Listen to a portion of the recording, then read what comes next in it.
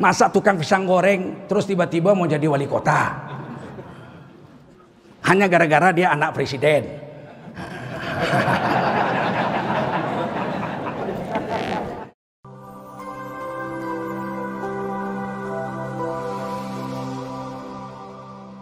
Munakahat. Baru yang terakhir bab jinayat. Hukum pidana mencuri di atas satu perisai. Jadi nggak semua mencuri potong tangan. Kalau yang dicurinya ayam, denda ayamnya, didenda.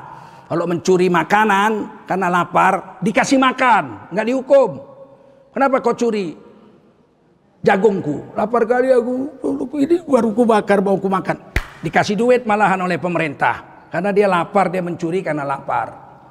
Tapi kalau dia mencuri dengan sengaja untuk memperkaya diri, senilai 2 juta saja, ada bukti, ada saksi, potong tangan.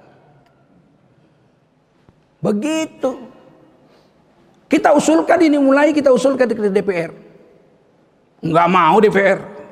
Oh, sempat mencuri potong tangan, mungkin 3/4 anggota DPR putus semua tangannya.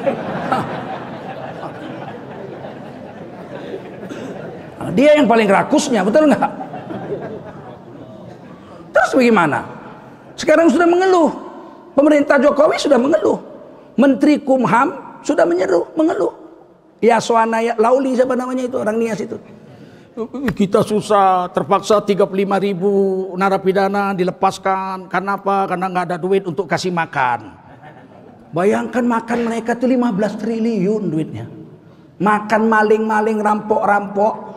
Koruptor tuh makannya 15 triliun, kita yang bayar pakai uang apa kita pajak. Kita bayar pakai pajak, kita bangsat betul. Kan gak adil itu. Dia mencuri, korupsi, dia masuk penjara, di penjara kita yang ngasih makan pakai duit rakyat yang dicurinya ini. Manalah adil hukum seperti itu. Maka orang Islam bilang, kamu mencuri, ini buktinya, ini saksinya. Ya, sekarang kamu dihukum. Hukumnya potong tangan. Tek, udah. Habis itu obat ke puskesmas. Habis itu pulanglah kau sama bini kau, nggak usah dihukum, putus saja tangan, selesai. Tapi kenapa DPR nggak mau, pemerintah nggak mau? Kan rugi, udah merasa berat. Karena kalau itu berlaku mungkin tangan pejabat yang paling banyak putus. Dan kita wajib memperjuangkan ini, betul? Betul nggak? Wajib kita memperjuangkan ini. Dengan cara bagaimana? Dengan cara memilih anggota DPR yang soleh-soleh, yang tidak mau mencuri, supaya mereka berani membuat undang-undang. Mencuri di atas 2 juta rupiah, ada bukti, ada saksi, putus di pengadilan, maka hukumannya adalah potong. Ini kalian pilih anggota DPR, makannya aja 3 piring. Kata guru saya, kau nak, saya tanya, gimana kita mau lihat orang itu baik apa enggak, Tuan Guru? Kata guru saya almarhum, kau tengok makannya nak, kalau makannya banyak jahat itu nak. Sedangkan nafsu makannya aja nggak bisa ditahannya, apalagi nafsu yang lain. Ternyata betul, rata-rata kawan saya sekolah yang makannya banyak jadi pejabat jahat semua. Makanya Islam tuh disuruh puasa sering-sering. Senin Kemis puasa, bulan Rajab puasa, bulan Sya'ban puasa, bulan Dzulhijjah puasa. Kenapa harus suruh banyak-banyak puasa? Biar nggak rakus. Kalau sudah ada sifat tamak, sifat rakus, ya nggak puas dia mencuri. Bukan karena miskin.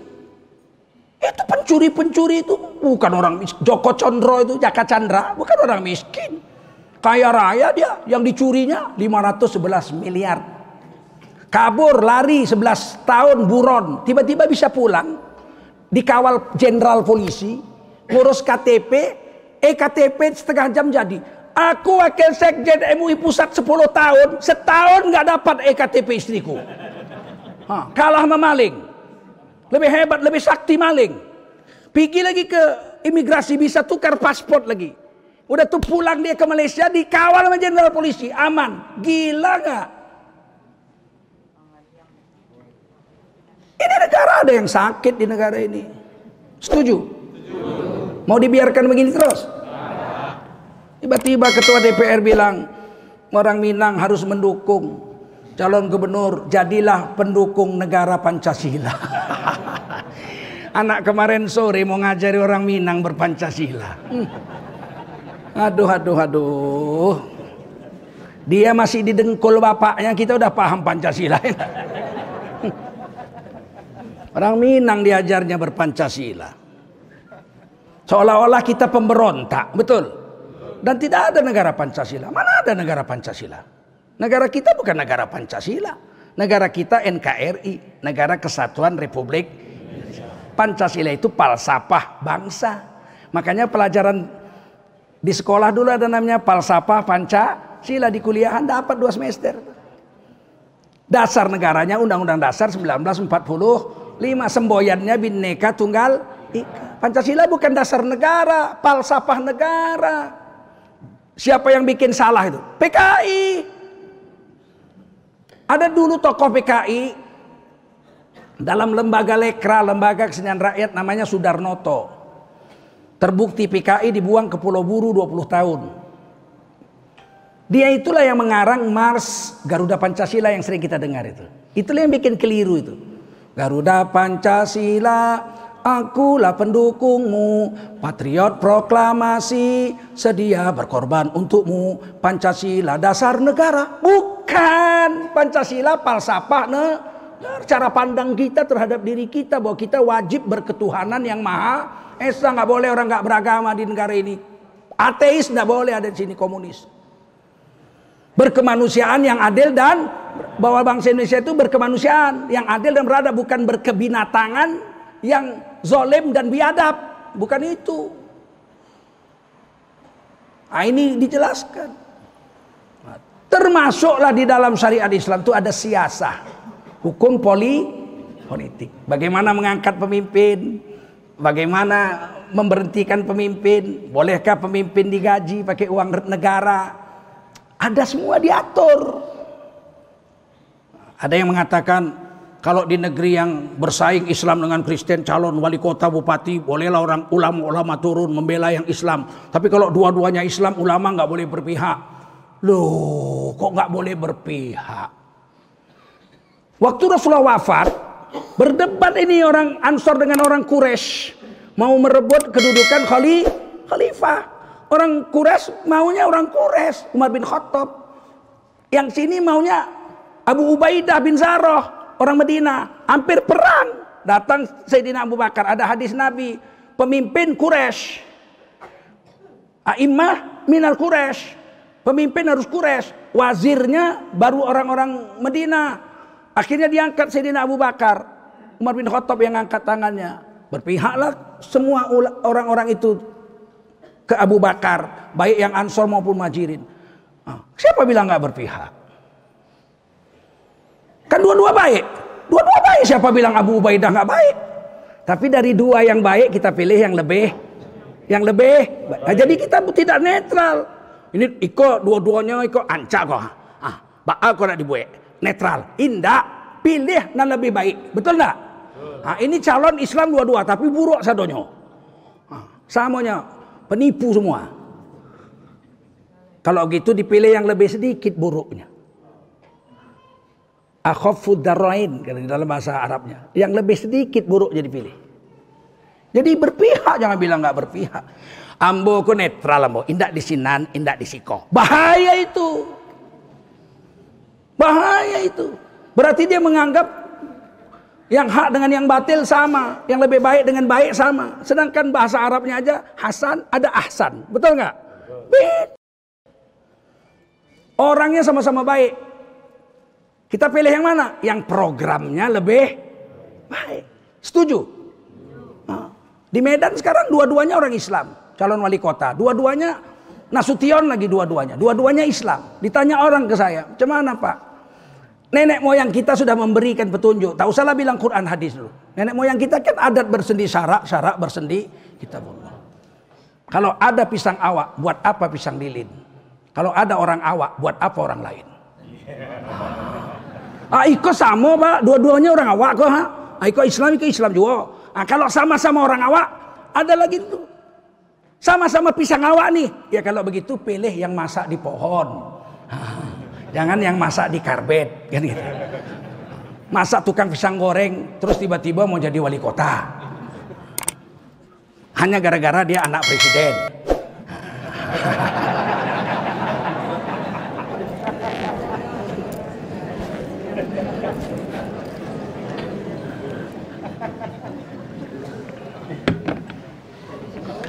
Alladzina amanu wa hajaru, hijrah, pindah dulu.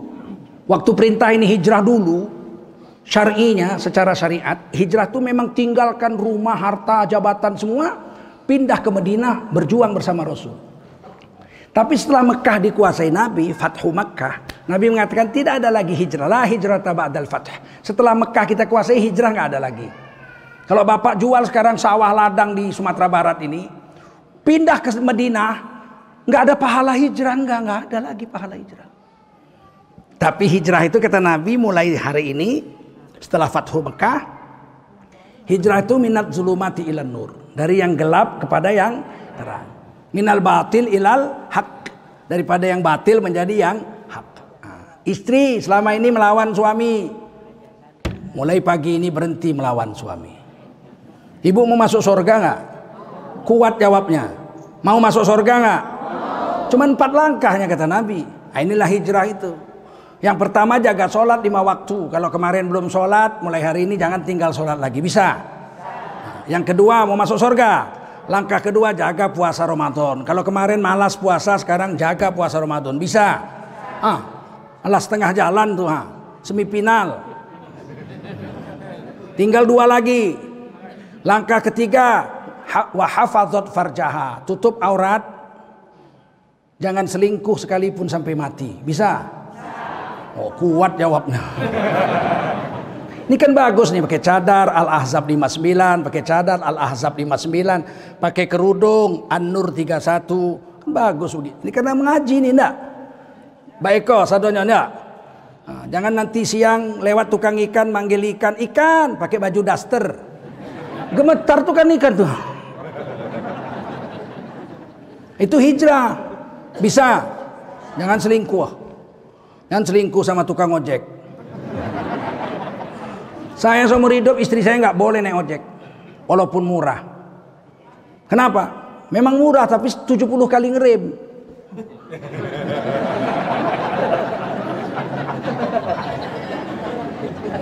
Bapak menghina tukang ojek? Enggak, memang Islam hukumnya begitu, betul enggak? Saya pernah naik ojek sekali dengan istri baru nikah. Pergi kami ke Rantau Prapat dari Medan, naik bus jauh lah pula, 200 km lebih. Sampai di pinggir jalan, masuk ke dalam, adalah RBT, Rakyat Banting Tulang. Sekarang namanya ojek. Saya bilang saya mau pakai 2 ojek untuk saya dan istri saya. Wah, tukang ojek tuh, siapa? Saya sama kawan saya ini gilirannya. Oke Pak, istri Bapak sama saya, Bapak sama kawan saya. Kepala tuk kau bilang. Aku yang bayar mahar, kau pula yang ngerem-ngerem. Yo, maksud Bapak apa? Kau sama kawanmu. Sepeda motormu ku bawa sama istriku. Oh iya Pak, iya Pak. Lebih licik pula dia dari awak.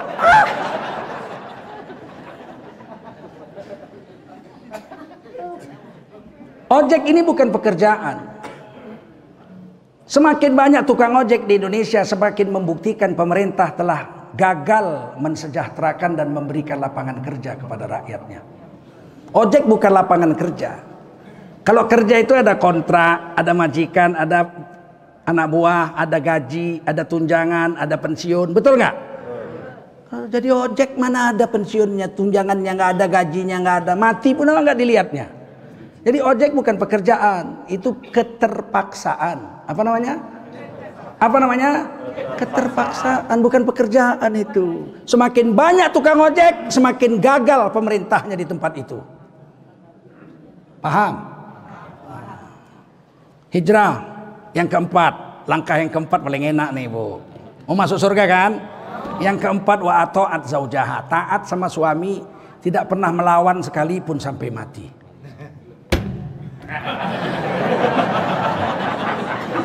Bisa? Insya Allah. Taat sama suami, tidak pernah melawan sekalipun sampai mati. Bisa? Aku serius berdiri. Kutanya, coba tunjuk tangan. Siapa yang selama perkawinan belum pernah melawan sekalipun sama suaminya? Tidak ada. Berarti ahli neraka jahanam semua. Mau melawan hadis, makanya jangan dilawan suami. Tapi suami saya pemabuk, Pak. Kalau pemabuk boleh dilawan nggak? Suami ibu kiai aja nggak boleh dilawan, apalagi suami pemabuk. Suami pemabuk dilawan, ditamparnya lah. Namanya pemabuk. Jadi bagaimana? Diam. Diam. Diam. Suami pulang mabuk jam 1 malam, diam. Buka pintu. Buka pintu. Buka, diam. Jangan tanya. Dari mana, Bang? Pastilah dia bohong. Pulang jam 1 malam kok ditanya. Dari mana, Bang? Dijawabnya lah, iktikaf katanya. Ngapain ditanya? Diam. Masuk dia ke rumah, diam. Sediakan makan, aku lapar. Sediakan makan. Kenapa dingin nasinya? Panaskan. Jangan bicara. Jangan bantah. Macam mana nggak dingin, sudah jam 1 malam. Hidung kucing aja di luar dingin, apalagi nasi. Ditamparnya kita. Diam. Sediakan makanan. Dingin, panaskan. Duduk kau sini, duduk. Kawankan aku makan, kawankan. Makan kau, indak. Makan kau, indak. Makan, indak. Tadi sore udah makan, indak. Makan nanti kau sakit, biar mati sekalian aja lah. Baru menang. Karena laki-laki itu kalahnya dengan diam dan nangis. Diam dan itu. Melawan macam mana melawan suami? Supaya suaminya baik macam mana? Diruqyah suaminya. Itu hadis Bukhari Muslim, Pak. Hadis Bukhari Muslim itu ruqyah itu. Kalau ibu masak berzikir, subhanallah, alhamdulillah, wala ilaha illallah, Allahu akbar. Jangan nyanyi. Supaya nur zikrullah itu masuk ke makanan, dimakan orang jadi baik. Ini kadang-kadang perempuan ini masak pun menyanyi. Memangnya mengapa engkau harus malu? Janganlah kau bimbang ataupun kau ragu. Walaupun kau janda, tetap ku puja. Teng teng teng teng. Lewat malaikat, amin. Tak pulang laginya. Sangkut di warung janda. Jadi macam mana? Zikir. Habis zikir, masak. Sudah masak sayur, matikan kompor, jangan diangkat dulu. Biarkan sayur tuh, jangan diangkat, matikan kompor, doa di situ. Ya Allah, suamiku dulu baik, sekarang bejat. Sholat pun tak mau, marah-marah, cari duit tak mau, main judi pula. Obatilah hati suamiku dengan keberkatan Al-Fatihah. Nah, baca, a'udzubillahi waladhdallin, amin. Ludahkan ke sayur itu.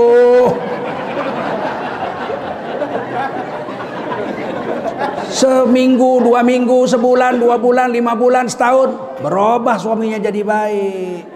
Kalau nggak baik mati dia. Mau? Laki-laki, kutanya, jawab keras-keras. Jijikkah kalian dengan ludah istri? Jawab yang kuat, jijik nggak? Mainkan besok pagi.